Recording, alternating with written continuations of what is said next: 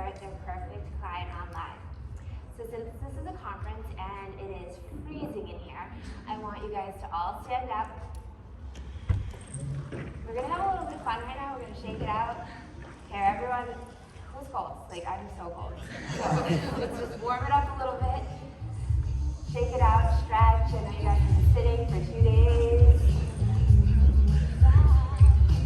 You know it feels good to move a little bit. Loosen it up.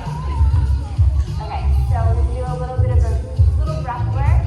Kind of release all of that stale energy from sitting so long. So I want everybody to take 3 deep breaths from the count of 3. So ready? I'm gonna count and just breathe in for 3 and then out for 3. Okay, ready? In. Out. 1, 2, 3. In. 1, 2, 3. Out. 1, 2, 3. And then in. 1, 2, 3. Out. 1, 2, 3. Do you guys feel a little bit warmer? I feel a little bit warmer. So welcome. This is Attract Your Perfect Client on Instagram. I've spoken on stages all over the world, and the pieces of information I'm going to give you are going to work for any kind of business. And since this is an Instagram marketing workshop, I would love for you all to connect with me on Instagram. You guys are welcome to take out your phones and take pictures and tag me and connect. And I'd love to hear from you guys. If you guys have questions after the thought, you can definitely DM me. I've worked with lots of different brands. I focus on beauty, wellness, and business coaches. But I've worked with National Petroleum to the Board of Tourism for Barbados, so a wide variety of different brands. How many of you in here are responsible for the social media marketing in the company that you work with? Okay, so most of you. How many of you are entrepreneurs and own your own business?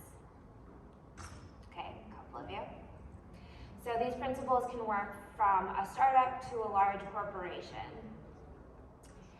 And at iMedia Exposure, we first start off with the marketing plan. So I'm sure that many of you that work in companies, they're like, oh yeah, like social media is kind of an afterthought. It should be incorporated into like your plan.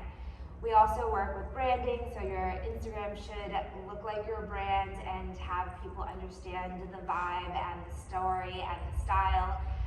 You want to make sure that you are constantly creating content and really representing your services, and then getting more brand awareness.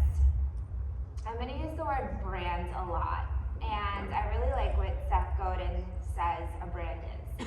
He says, a brand is a set of expectations, memories, stories, and relationships that taken together account for a consumer's decision to choose one product or service over another. So I want you to think about some of the brands that you frequently shop with. So some popular brands, I see a bunch of MacBooks out there and iPhones. So we all have a certain set of expectations that we have from Apple. We know that every single phone is basically the same, but we know what to expect. We know how to use it. We know what the customer experience is, whether we go into a store, whether we call into customer service. We know what that computer is going to be. We know what that packaging is going to look like. At this point, we know exactly what the ads are going to look like too. Nike, you know, all about that aspirational, inspirational, obviously an athletic brand, but they really focus on that message and really getting people to take action. So if you're out there taking action and going after, you know, those sports and those dreams, you're probably going to need new sneakers every 3 months. So tons of people are doing Instagram marketing and social media marketing. Why do you guys think that some people are just really not hitting the mark and failing? And you guys can shout out answers. They're trying to message to the wrong audience. They're bad at content, so it just looks like a hot mess. I'll show you some examples of a hot mess in a second. Anybody else?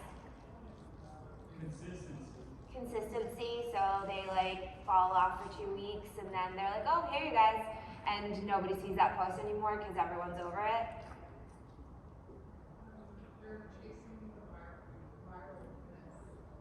they're chasing the viralness, which is interesting because it's like they're maybe following trends that probably have already passed, or they're trying to jump on that bandwagon. Like the Bernie Sanders thing, I really wanted to do it, but I just couldn't. I was like, everyone's doing this and this is too much, and it just really doesn't work for any of the brands I'm working with, but I want to do it because it was like this hot thing, but I didn't. Anything else? Okay. So, some of the goals, I want you guys to raise your hand if you want increased brand awareness. Sales and lead gen, increased community engagement. And in this aspect, how many of you have teams or a person or yourself that's actually going out and engaging with that target demographic? So a couple of you. I'm sure that you work in companies that they're like, yeah, just post all the stuff, ask questions, and everyone's gonna talk to us. And that's really just not the case. You actually have to go out and have communications with other people. Even on your personal, if there's brands that are liking and commenting on your posts, you're more apt to see who that brand is, and you're more apt to be like, oh, they're cool. Think about a restaurant you go into, and the manager comes over and asks you how everything was, and really is interested in you and your experience. You're more apt to go back there because you're like, oh, they're cool. They were very welcoming and warm, and that's kind of the same thing. Social media should be social, and we want to really create that rapport with people so that they feel as though they're part of our community. We of course want to grow our brand's audience, and that really is about having the right content, connecting to the right person, not just trying to hit a trend because it's a trend, but really trying to figure out what works for your brand and engaging with the right people at the right time. And the last is actually increasing web traffic. So if you do have e-commerce and an option for people to purchase or make a sale directly from Instagram, that's awesome, we keep them there. But if you don't have that option, we want to get them to a website page where they can take action, where we can gather their email and their phone number and put them through some sort of sales and marketing funnel. So in this workshop, it's not just about getting them to connect on Instagram, it's about building that community on Instagram, letting people understand who we are, what we're about, and then taking them through that sales and marketing process. So here's a picture of the 3 marathons that I've run. And like the saying goes, this is not a sprint, this is a marathon, and I'm sure that many people that you work with are like, oh, well, you didn't build enough followers this month, and you're like, well, I built the right followers. These are actually people that want to engage, and it's really not about like this instant gratification. I've had brands that I've worked with and they're like, oh yeah, this other company, they got us, 2,000 new followers, and I'm like, okay, well great, they're all bots. They're somewhere not here and not real accounts, so probably not gonna give you real money. So it's awesome that you have 2,000 followers, and sometimes optics is great and people are like, oh, they have a ton of followers, let me follow them. But at a certain point, that really just doesn't matter because we are spending marketing money to actually build sales with real people that are gonna actually spread our brand. So number one, like in anything, like running a marathon, you can't just be like, all right, we're doing it. So running the New York Marathon in 4 weeks, who's ready? Yeah, nobody. And so this is kind of how it goes with social media marketing too. You can't just get in there and be like, all right, we have nothing, or we want to launch this new product to this new demographic. You have to build the strategy and really create your marketing plan. It's about getting that brand awareness and building interest and really creating that desire so people get to see what that product and service is about. They get to see testimonials, they get to see behind the scenes, and then you want to give them calls to action. So on your story, maybe you're putting links to places where people can go to a free event or an informational session, a webinar, have a complimentary sales call with your team. Maybe they get a sample product. You want to find ways in which people will want to leave Instagram to go somewhere. And generally, it's not to buy thousands of dollars worth of something. It's to get that free something so that you give them a little taste, you give them a little hook, so that they learn more about you. Number 2, it's all about the narrative. So Instagram is a very visually based platform, and now it's going more into video-based content, obviously trying to compete with TikTok.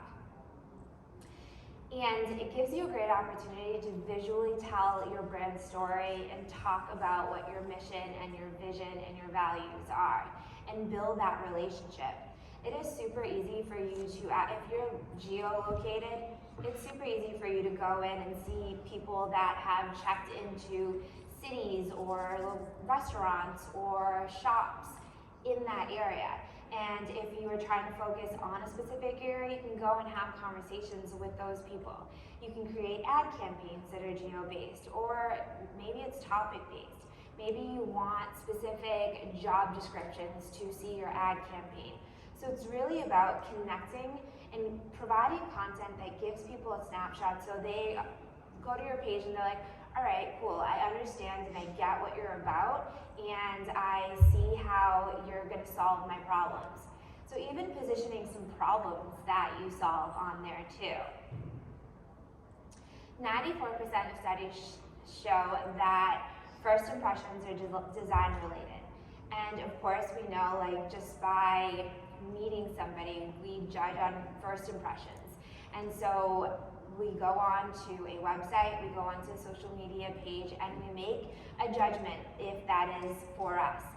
If we go onto a website, studies show that there is about 3 seconds that we give to make a decision if we actually want to stay on that page.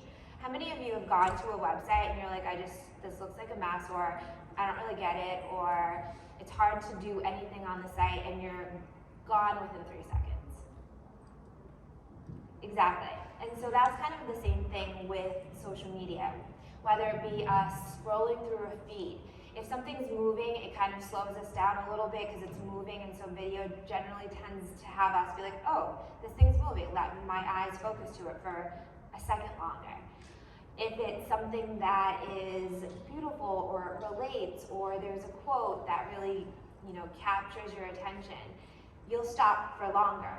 And so on Instagram, it's for us to get people to actually understand our brand, but actually take a second longer than they would to really absorb that information. I first like everyone to start with brand boards. So how many of you work off of a brand board? So a couple. So brand boards are really great because it sets the tone, the vibe, and the color scheme. And you don't necessarily have to use the same color scheme of your brand colors in every single post, in every single story, and I'll show you kind of how to blend that in a bit. But you want your images to kind of have the same aesthetic and the same vibe. So just feel free to shout it out. What are some of the adjectives that you feel or think when you see this? Luxury. Elegant? Luxury. Luxury? Cohesive? Modern. Modern? The ones I can't hear, I'm not repeating, sorry guys. Moody? Regal. Regal? Okay, awesome.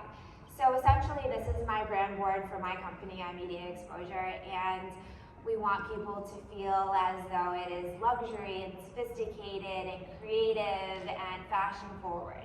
And like I said, I work with a lot of beauty and wellness and business coaches. And so with all of those feels, all of those adjectives that you guys kind of shouted out are similar to the adjectives that they want people to feel about their brand as well. But of course, it doesn't have to be, the brands that we work with have the same vibe. Here are a bunch of different other brand boards that we've created for a variety of different clients. And they're different color palettes from different industries, and they all kind of have a certain aesthetic. So if you took each one as a snapshot, you kind of could put yourself into that vibe. And so I always say, when you're creating content, you want to have it fit a collection. Like the same runway show. It doesn't have to be the same thing, but you want it to have the same vibe and look and feel. And if you're putting imagery that is kind of more vibe-based rather than product and service-based, you want to make sure the aesthetic kind of matches what that aesthetic is that you're going for your brand. So the brand board that I showed for my company, I probably wouldn't post something that was super rustic because that's just really not our brand style. And so you don't have to stick to the brand colors, but you want to stick to that same aesthetic. When you're creating your videos or you're planning out your content, you want to make sure the backdrops kind of fit that aesthetic and fit that adjective that you want people. If you want people to see you as that fun, quirky brand, there's one whole aesthetic that you can create. Very professional and polished is another. Very organic is another. So here is one of our clients when we first got started with them before we did anything, and this is what not to do. So as you see, there are a ton of images with all of these words. Half of the words were Facebook posts that they just put on Instagram, so the words are cut out when you go into that grid look on the feed. There's pictures that are pixelated.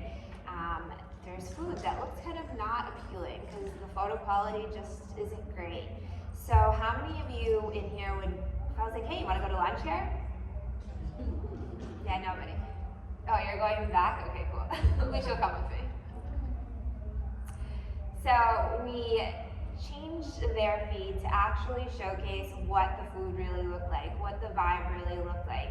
And so now you actually can envision what you would get when you go there, which is not a bunch of memes, because that's not what happens in a restaurant. And I'm totally into memes and having jokes and quotes and things like that, because people do enjoy that, and it shows a little bit of your brand vibe. And if your brand's humorous, or if you are Geico, where insurance really isn't that fun, and they're using that like whole humor route to make it more interesting and to keep us engaged. There's that. But for something like this, you want to actually see what you're getting. Here's another one of my clients before we started, and what do you guys think that she did? Or does? Fashion, okay, good. Here. So there's an overload of quotes here where it's just doing too much. So we changed her feed to showcase more fashion. So she is a stylist in LA, and she creates color palettes to match with your skin tone and your vibe and your energy, and finds pieces to work with you. But she also does these color palettes if you wanted to paint your home or buy a new car or a handbag. So colors that really accentuate, your essence. So she's like really kind of into that realm of things. So we really wanted to focus on color. And if you see at the bottom of the green, we kind of added some peach, and we moved into peach with that color story. And then we moved into pinks, and then to reds, and into maroons. And so we blended the colors, so it wasn't just, in her logo there's a bunch of different colors because she's a color theorist. So there is a lot of different colors in that. However, we blended in the colors, but we really wanted to showcase what you could do with colors. So we took all of the trending colors of the season and showcased that. Some of you might be like, okay, well, we're doing a new product launch and we may not have a ton of content. So one of the things that you can do is kind of take an image and cut it up. So if you see the full bar image, we cut that into 9 blocks. And I like to do 9 block stories. So if you wanted to just focus on one product or service and do a whole 9 block, you could totally do that, and then move into like a totally different color palette and really just focus on like all of the different things that you're providing, or blend it all together. So in this 9 block, it was a brand new restaurant. If you see the bar in the picture is very sparse, so we kind of staged that, and the windows had the paper on it, and we made it into this whole game. Like, we're unraveling the restaurant. When we posted that concrete floor, it was very interesting, and we got some comments. They're like, yeah, this is a concrete floor. What is this? And yeah, it was a concrete floor, and not the most beautiful post to post, but it was interesting, and people commented, and it was good for engagement. You can also add imagery that is vibe-based too. So it doesn't always have to be a catalog of your products and services. So if you see on the top right-hand corner, there's like a little woman sitting in a doorway. And in this restaurant, we really focused on, incorporating the chef's recipes from his aunts and his grandmother and his mom from Latin America.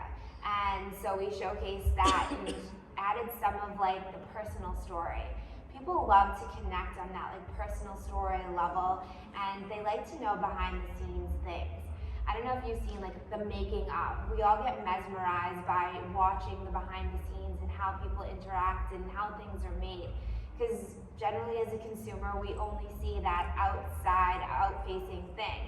But I don't know about you guys, but when I was little watching Sesame Street with like how to make things, I was mesmerized by that. Or even on Instagram now when they show the how-tos and behind the scenes, it's interesting because we don't always get to see that snapshot if it's not our industry or field.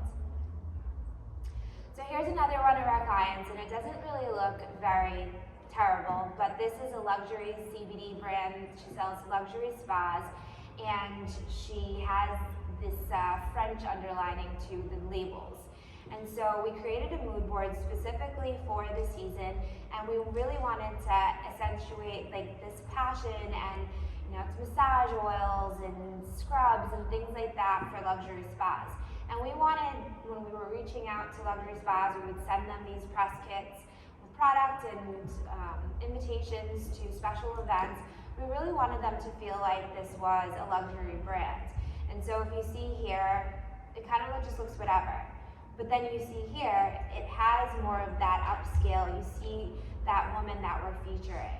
You see, there's Baccarat Crystal in here. You see Paris, and this was for the holidays, so we're kind of pushing on that giftable kind of thing. There's Louboutin, so it does up-level the brand, but just the type of imagery that we're creating and the essence. So when the spas were getting these press packages, they may not have heard of the brand, but obviously people are going to do research. How many of you guys go on social media to do research on brands? I think most of us do that nowadays. We go on the website, we might read some Google reviews, but then we want to actually see kind of, how many people are commenting. Is this brand legit? Like, what is their actual vibe? Because a website just shows the perfect picture of what this is, and we kind of want to see and feel a little bit more. Number 3 is that you want to connect with your people. So making sure that you're actually connecting with the right people. And many of you in here might have different product and service lines that are hitting different demographics. How many of you have multiple demographics that you talk to? Yeah, so a lot of us, we have different products and services. So, I have a digital course that is for people that want to do it for themselves, or people that are starting off and really want to get some guidance. And then I have a range to the done for you, the clients that are like, okay, we just need an agency to take it over. And so there's different things that we're going to be sharing with those 2 demographics, but we really want to be able to take that storyline and really create kind of that customer DNA and take them through this process through our sales and marketing funnel, and using social media and Instagram as that catalyst to get that brand awareness and bring them through that funnel. So it's really about figuring out where they hang out, how we connect with them, how do they respond, do they want to be DM'd, do they want to come to your private events, do they want to set up calls with your sales team. You really want to map that out, and the different demographics may be different for the different products and services that you offer. So when you're thinking about your Instagram plan, you want to map that funnel and then put together how you're going to build the brand awareness and connect to those people to put them through that process. So number 4 is quality, consistent content. And I generally tell people post every day, but you don't have to post every day. You want to have quality content. So if you're posting, 4 to 5 times a week, that's completely fine too. But I would suggest at least posting on a story to just make sure that you're kind of staying in people's algorithms. And I like using Planoly. It allows you to kind of grid things out. It isn't really the best to post on all of the platforms, so it posts to Facebook and Pinterest. And you can plan out your stories on there and your reels on there. There's definitely other posting platforms that you can post on LinkedIn and Google Business, which I definitely suggest posting on Google Business when you are posting as well. But I like this because you can move things around like a Tetris board, and with Instagram, things that kind of tell the brand story when you go on the feed and look really well gridded out. Just shows that you took time to care about that, you look professional, and you want people to just open up that feed if they see a post and they want to learn more and they click on your page to see the feed. You want them to like look at that and be like, okay, I understand what this is about. This person gets me. How many times have you guys seen something on social media where you might not even known you have this problem, or you don't even need this service or product, but you open up their feed and you're like, oh, they really get me. And you just follow because you're like, okay, cool, maybe I'll, and then their ads keep coming up and then you end up buying something you didn't need, but that's besides the point. Also within your content calendar, it doesn't have to be on Planoly, but you want to make sure that you plan out your content calendar. And you want, if you're talking about one product or service, you want to kind of follow up with that conversation. It doesn't have to be every single day you're talking about the same thing, but you want to give data points. So maybe you're presenting a product or service, and then the next day you're sharing a testimonial, and then the next day you're showing a behind the scenes. Or maybe you're at an event at a conference. You know, you're all professionals in this industry, so sharing content that you're here, you know, proves that you're an expert in your industry and that you are doing further research and bettering yourself in this field, so it gives you more brand credibility in what you're doing. And so sharing that kind of stuff just on a personal take is beneficial as well. So here is kind of how we changed 9 block color fields, color story. So on the top, you see that there is some peach and seafoam, and then we move it into pinks and teals, like it just blends down into that color. So you can do 9 blocks and blend the colors in. So if you wanted to do seasonal things, you can kind of move in.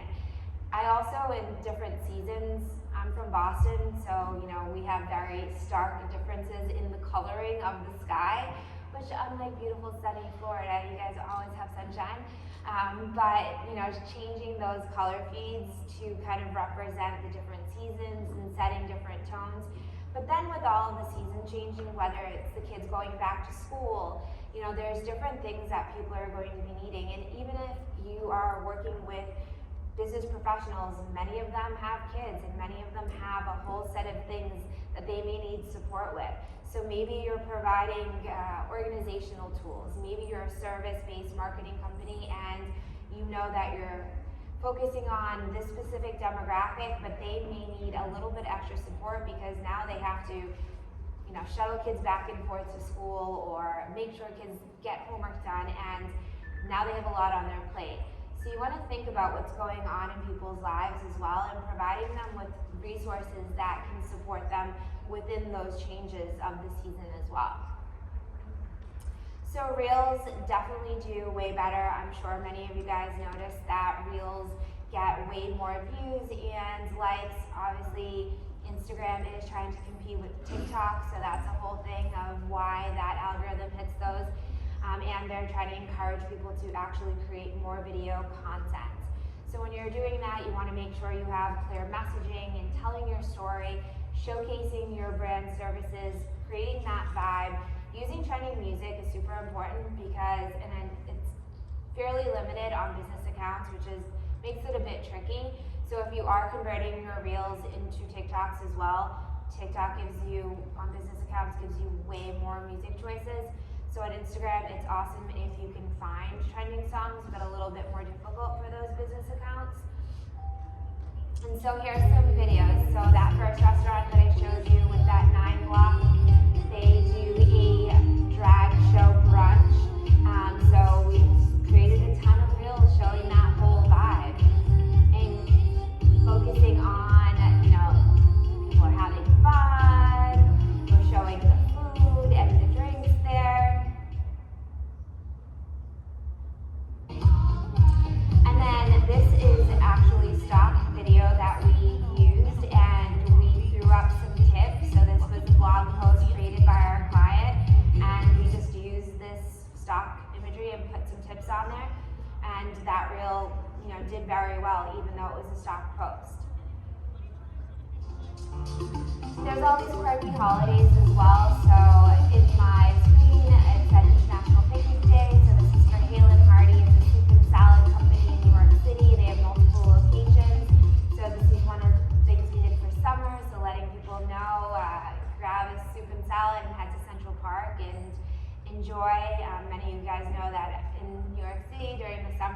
everyone is having lunch outside.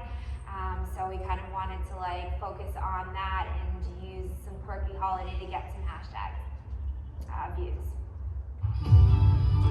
This is a longer reel that this is showcasing. This is spray tanning studio, and they just franchise, so they are growing their business and looking for other franchise owners. And so we're showcasing the whole experience of what this is and what it looks like. So a very easy process for people that want to start their own business but want a model that's already set up with some brand recognition, and it's showing the before and afters and showcasing their team. Everyone looks super sweet. They have their own product line. So this is a more comprehensive video trying to sell this company as a franchise.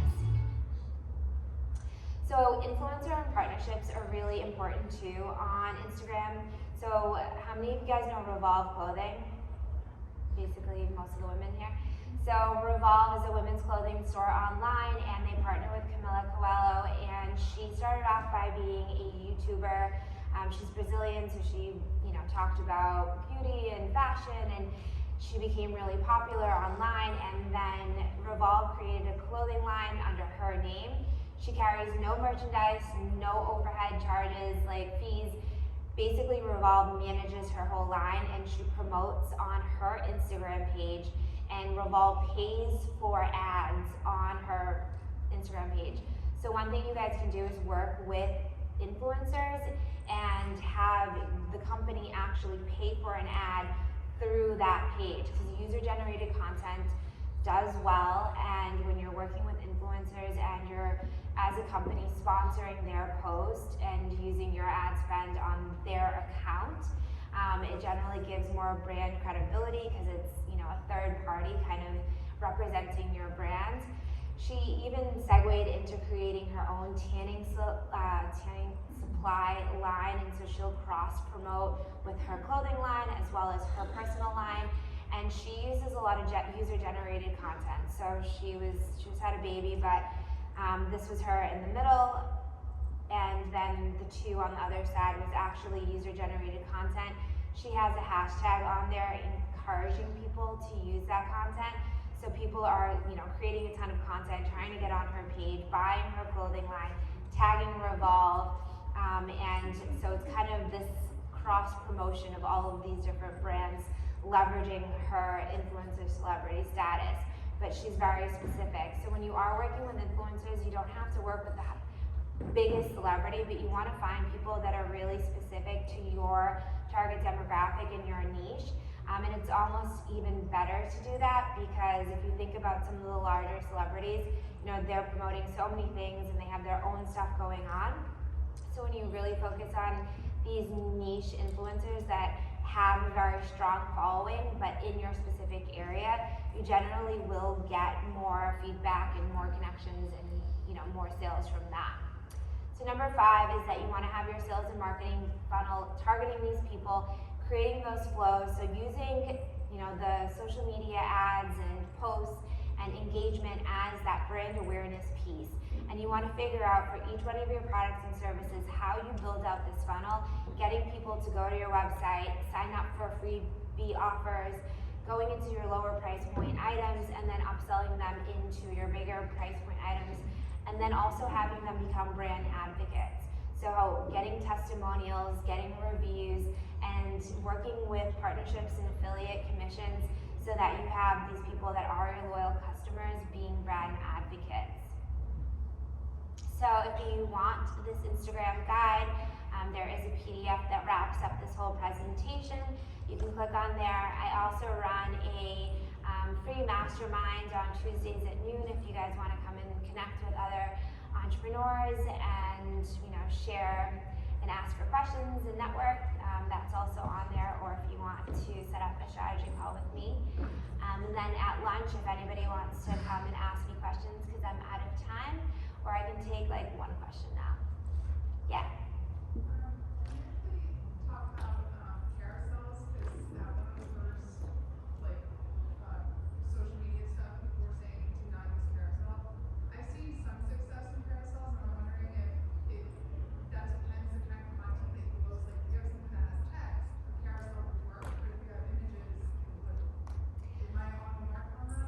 so I mean, I think everything is preference. Like literally on social media, there isn't anything that's actually set in stone.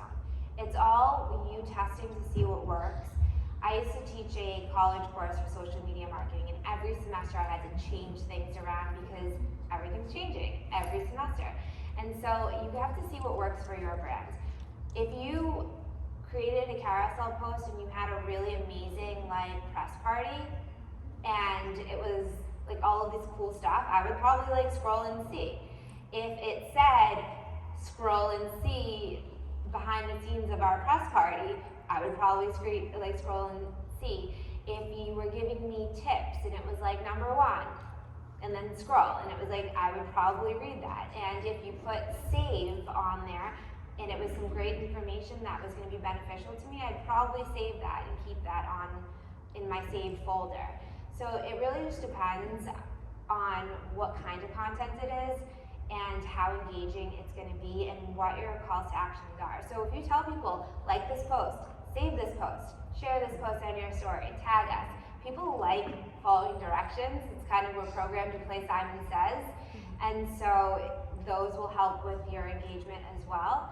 I think as a busy marketer to do carousel posts every day, like that seems very daunting, but throwing it in the mix ever so often can be beneficial depending on what kind of content you want to share. Anybody else before I run? Yeah. Back to posting your content. Say you're using your planner. Are you posting the same content at the same time, like on Instagram or Pinterest, or are you switching up the text? I'll switch up the text a little bit. I won't put hashtags on Facebook. I will add a link to Google and to LinkedIn. I'll put a link in the comments on Facebook. Obviously no links on Instagram. I will put link in bio on Instagram. And so as being busy, like I will switch up a little bit of it, but it will get posted out to all of the stuff. And quite frankly, the Instagram person kind of stays on Instagram, the Facebook person kind of stays there, the LinkedIn person kind of stays there. This weekend I had somebody say, are you on Facebook? Do you want to be my friend on Facebook? And I was like, what? What year is this? I mean, I do use Facebook, guys, but like having somebody ask me that, I was blown away. Anything else? Well, I'll be around all day, and if you guys have any questions, come hang out with me at lunch. Thank you.